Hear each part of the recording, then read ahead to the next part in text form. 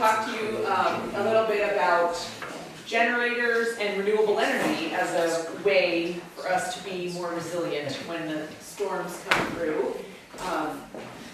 And I can speak also personally from my experience using the Cape-like Compact's great energy efficiency programs, because in 2013, I think it was, we lost power for 5 days and know that our neighbors were in 36-degree homes because they had no way of heating. And we kept warm with a wood stove and cooked on it. My kids were about ready to climb out the walls, but we managed to make do because of the fact that we were warm and they kept the house at about 60 degrees with no central heating, with that wood stove cranking away. So I love the Cape-like Compacts programs, and make sure you tell your friends and neighbors about it, because it is, as Frank said, we all pay into it, and that's really important that we take advantage of the programs and help make ourselves more comfortable and energy efficient as we go along. Self-Reliance is a small nonprofit organization, and we are really there to help people make informed decisions about their energy choices.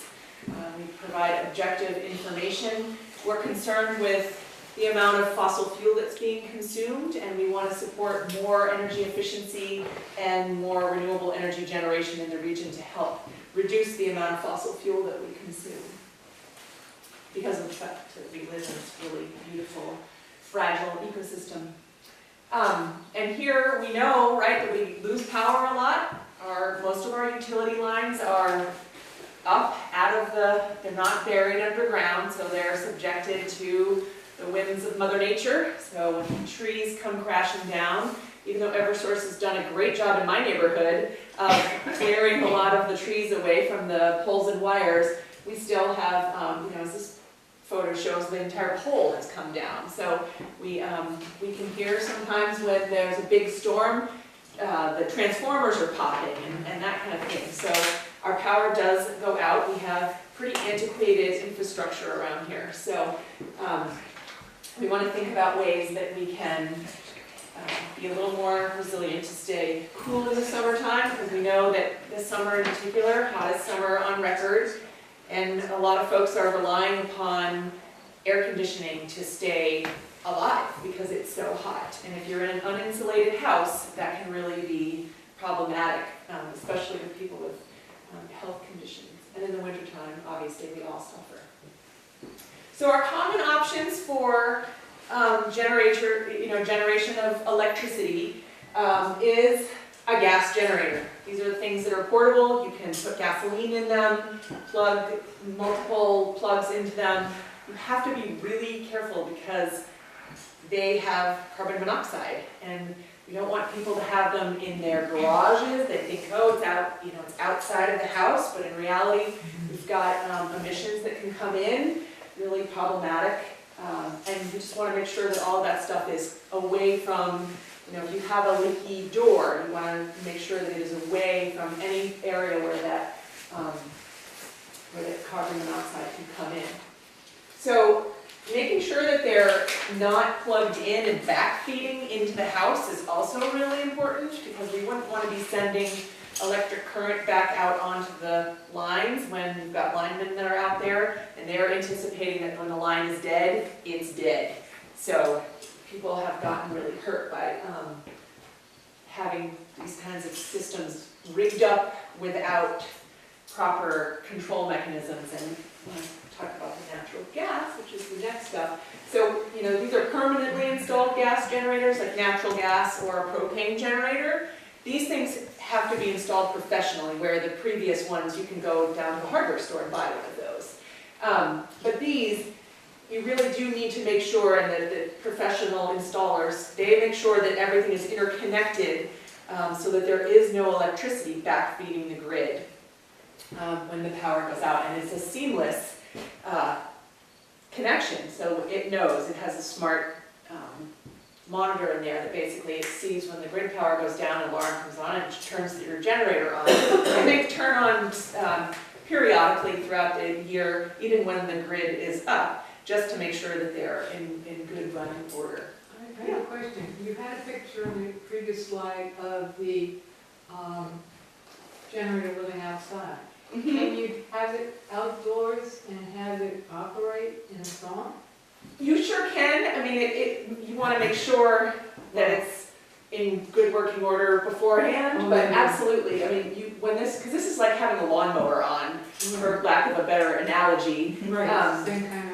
Right, and so you plug your extension cords in there, and we all know that can be kind of dangerous, and you really, I mean, I like to advocate for this, and like if you need to have your boiler, you have to have some sort of electronic igniter that is going to keep the boiler on so that your pipes don't freeze and that you can maintain a good temperature in there. Some people can have it rigged up so that happens, and if there's a fan that needs to come on to keep the heat going.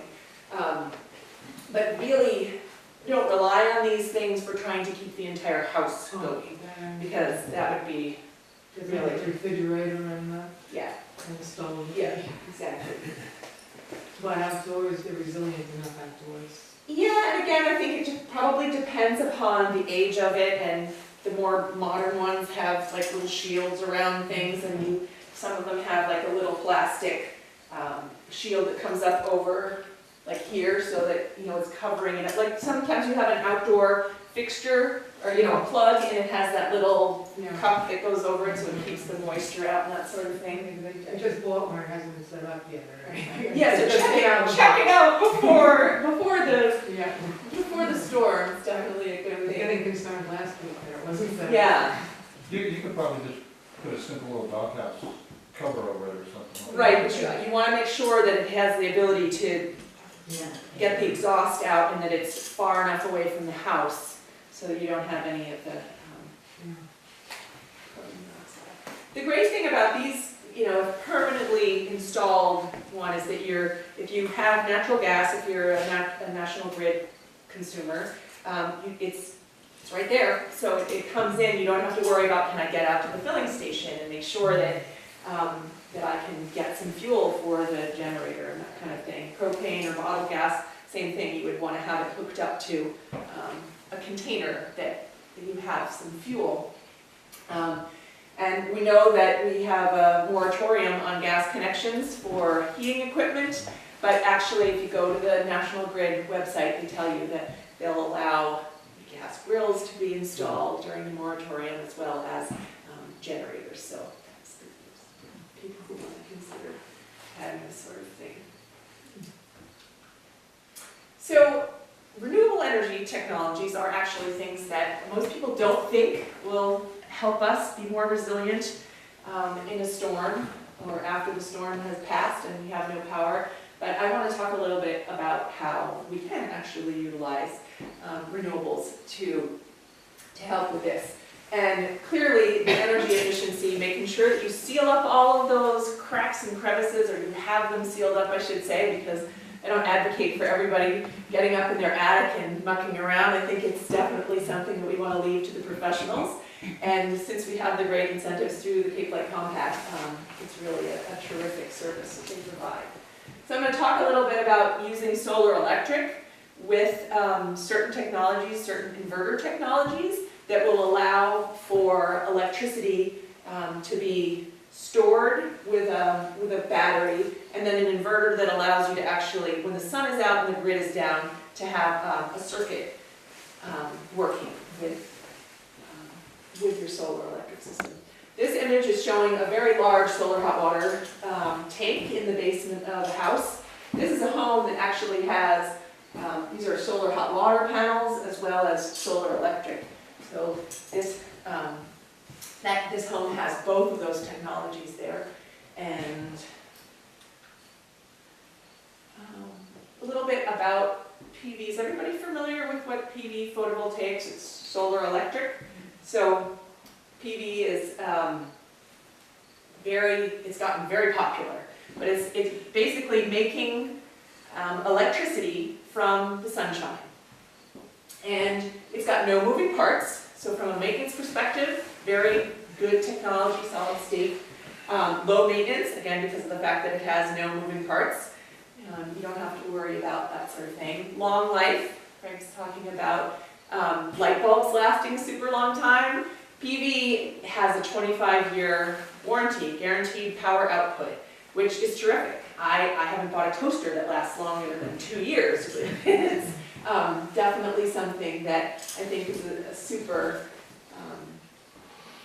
kind of appliance, because it does provide a service for us, and it actually is the only appliance that I own that generates revenue. So I think that's pretty cool.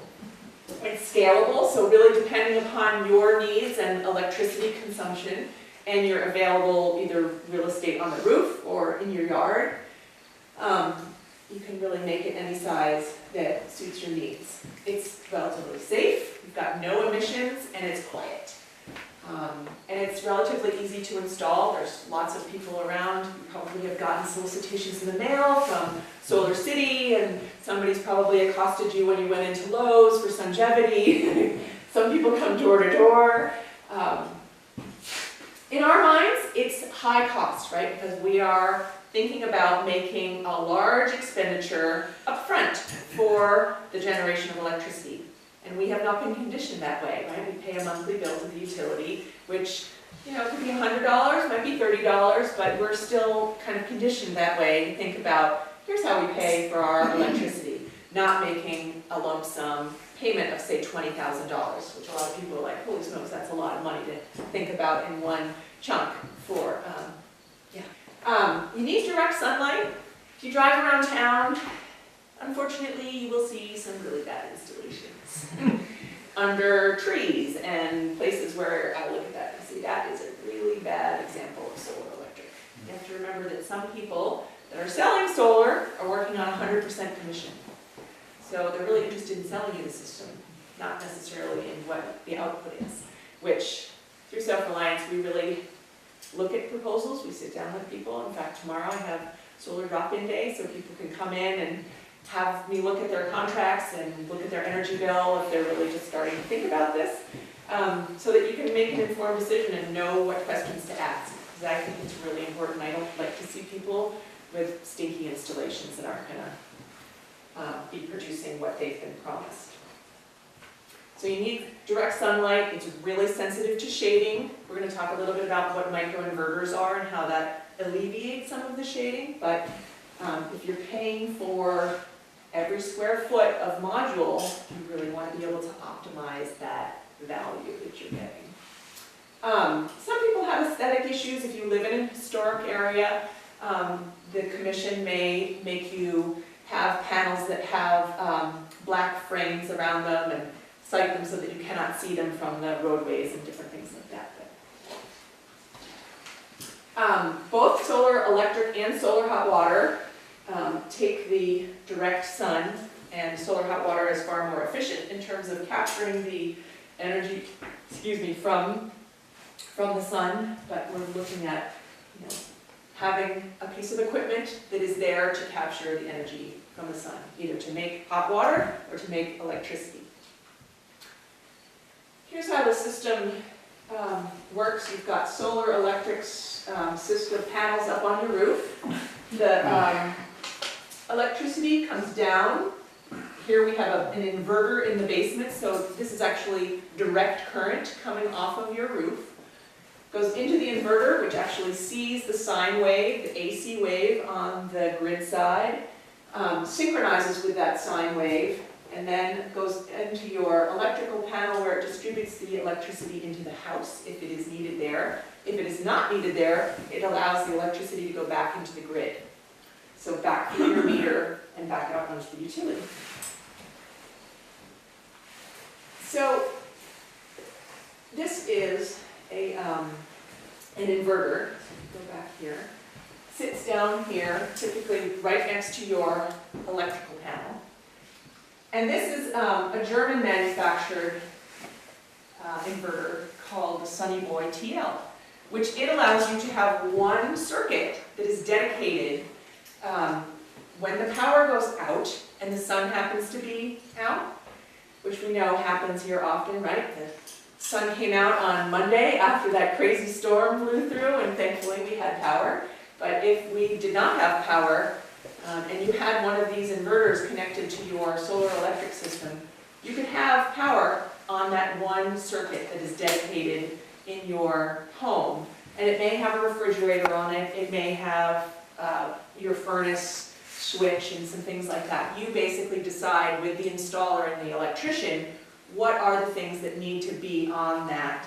What are the absolutely necessary things that we need to have on that circuit? But of course, they have to do the math for you as well, because there are voltage speculations. You need to make sure that, like, okay, we want to run the refrigerator and the air conditioner and all this stuff. Nope, you have to be very careful in terms of how much electricity is being drawn off of that circuit. What about a well pump? You can do a well pump, absolutely. Again, it depends on, you have to get the specs on what the the electricity demand is for that well pump. But I have read in the literature that well pumps, in fact, are absolutely things that can be hooked up for that. Now, when the sun goes down, the power goes off, because there are no batteries associated with this. So it's a unique inverter system. And for those of us who have old inverters and the power goes out, you can think about replacing your old inverter with something like this at the end of its life, because some of the older inverters are only warranted for 15 years, or depending on how long ago we had them installed, 5 years. But the technology has advanced so much that the warranties in today's installations are much greater. So for those people who may already have a solar electric system and are thinking about this, it's definitely an affordable option. So here's an example where we have a traditional residential system. You've got the power coming down again into your inverter, but this time we have batteries on the back side. So traditional deep cycle lead acid batteries. Not something I advocate for on lots of reasons. A, it's super expensive for having a relatively small, again, you'd have a dedicated circuit for what you would want to be powered by the batteries, and obviously the load that's on there. So let's say you have a well pump and you'd like to have your boiler be able to run, and I'd kind of like the refrigerator to run. Yeah. So depending upon the energy demands of that, we would then have to figure out how many batteries would you need to keep that going. Problem with lead acid batteries is that they constantly need to be trickle fed electricity. So for all the time that the grid has not gone down, you would still be feeding those batteries. And then you have to make sure that they're watered and that they're in an area where they can breathe. So there's maintenance associated with them. And typically, like a smaller battery system costs between $8,000 and $10,000, which when we start to look at the cost for a solar electric system, that's pretty expensive. So I would definitely advocate for this guy, if that met your needs. What approximately does that guy cost? It depends upon the size of your system, but it is not $8,000 to $10,000. It's way below that. But again, you can have a battery bank connected with your grid-tied system. So this is, most of us are tied to the grid. We have power from Eversource coming in, and this works seamlessly. And there are inverters that are very tailor-made to having a battery backup. The battery banks need to be replaced. What is the frequency of battery, 5 years? Again, it kind of depends on how often you discharge the batteries and, sort of keep them in good working order. But Lindsay, who works in my office, she's had to replace a couple of the batteries probably over the last 10 years. Again, they didn't all go at once. It's been, one of those things like crud. Now we have to figure out which one, which Christmas tree light went out in the bank here. And they are very heavy. So that's the other thing. That the UPS guy is not going to be your friend when he has to deliver these things. Here's where you can see different types of battery banks that have been created. And this is, the inverter coming in here, but you can just see that it takes up a fair amount of space. And again, sort of the maintenance and the environmental issues surrounding that. You want to make sure that they're recycled properly and all. The Tesla Powerwall is this new battery bank system that allows you to install the battery. Show you a little picture of it. So you can actually do this with a solar system or not. You can just have the ability to feed your battery with grid power, if you like. Green Mountain Power in Vermont has been running a pilot, and they're looking at installing Tesla Powerwalls for their utility customers as a way to anticipate. It's all about climate resiliency and grid resiliency, and thinking about the smart grid and how, when we have electric cars plugged in, that's a battery that can help reduce the peaks and troughs of our energy consumption. So when peak demand comes on, you might get a message on your smartphone, like, could you plug in? Or we're going to start pulling electricity from your power wall, and you will get a credit on your bill. So they have some interesting pilot pieces that they're working on this is a relatively new project for them, but it's pretty exciting. As far as I know, it's the only one in the country that has been doing this. And they offer it for, like I said, for people who have solar electric systems, or for those who just want to have the ability to have a battery system in their home for using grid power. I think as the smart grid technology evolves, and maybe we might go to different pricing structures. Right now we pay, if you use power at 3 o'clock in the morning, or you use it at 3 o'clock in the afternoon, it's the same price per kilowatt hour. In different parts of the country, they don't have that. They have block pricing, so you pay a certain amount of money per kilowatt hour up to a certain amount. And if you use more than that, you pay a little bit more and a little bit more. There are also time of use types of situations. And that's where I think, depending upon what the people like Compact and all of the other folks that are involved in this discussion around what the smart grid is going to look like, there may be some opportunities for people to choose how they want to do this, and that's where these kinds of technologies can really be advantageous for us as consumers. So if you've been storing power all day on a beautiful sunny day, but you're not there and you're not using that much power, and you'd like to use some of your own stuff during, set your dishwasher and your washing machine to run late at night when it's cheaper. And again, my understanding from reading about the Tesla Powerwall is that, let's say you wanted more power storage than the 6.4, is that you can couple them together. And so... No, I just maybe said, do you have to put water in all the Nope. maintenance things, Nope, it's or the all- environmental problems? It's basically like it's the same kind of batteries, again, from what I've read, that are in the Tesla car. So, I think you answered my knowledge. But a seemingly good technology, and I assume that we will hear things from the Green Mountain Power pilot that they're doing, that will be the first place where people would say, you know what, I had a problem with this. It's sort of a utility-sponsored pilot, which I think is pretty neat.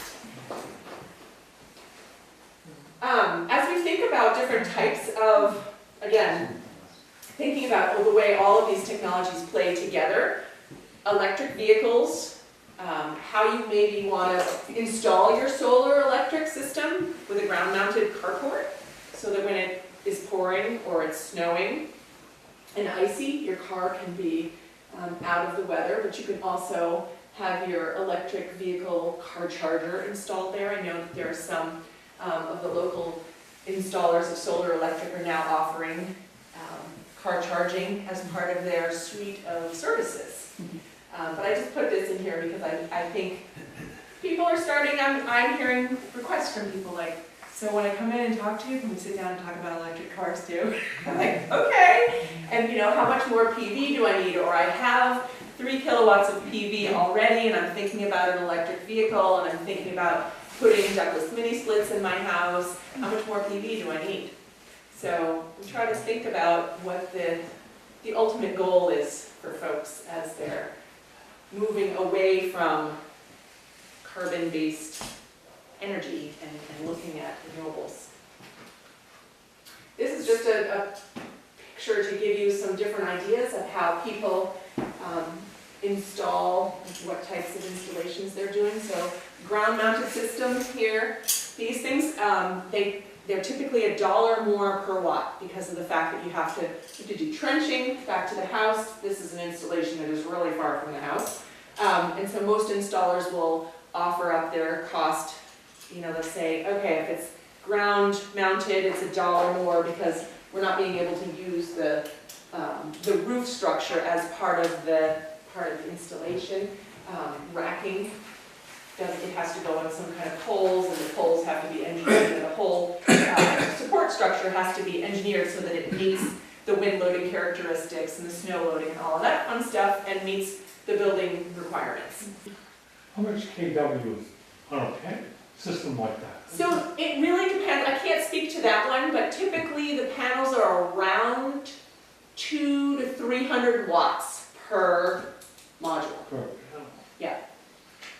And I have some specs on my sheet that talks about how much square footage would take up for a certain size installation. This is an awning mount because this woman had the roof of her house is in the shade, and the ridge line of the barn is running north-south.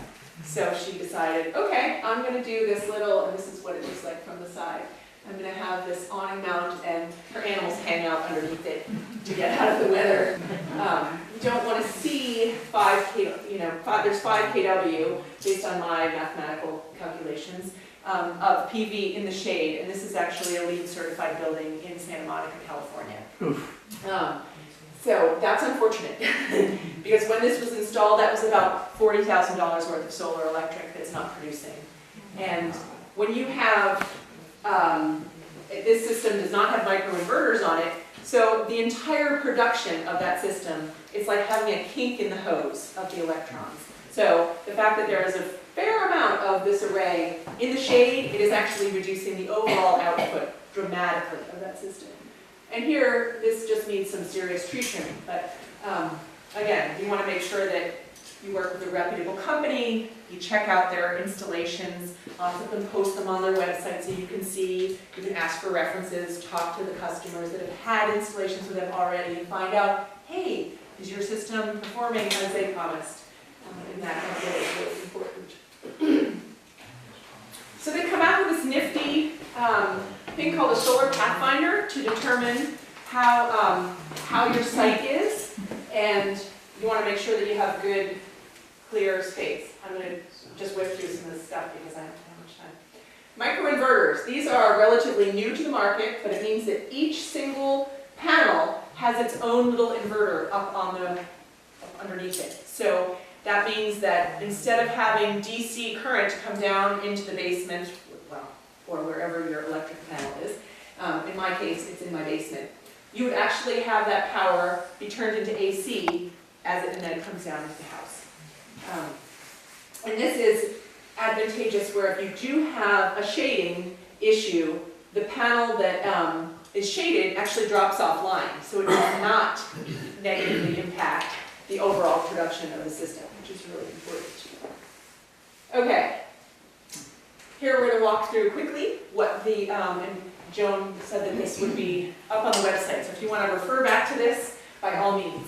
And I just want to give the disclaimer that the price per watt of $3.35, that's what Self-Reliance, we have a program where we, for our members, offer PV at a member price. So it's $3.35, that's where I've come up with that price, so you know that I'm not just making this stuff up. We're looking at the average system these days is about 5 kilowatts of installed capacity. It takes up almost 500 square feet on your roof, or if you want to have a ground-mounted system, you would figure out what configuration that looks like. 30% federal tax credit is in play. We have a $1,000 state tax credit in Massachusetts for homeowners.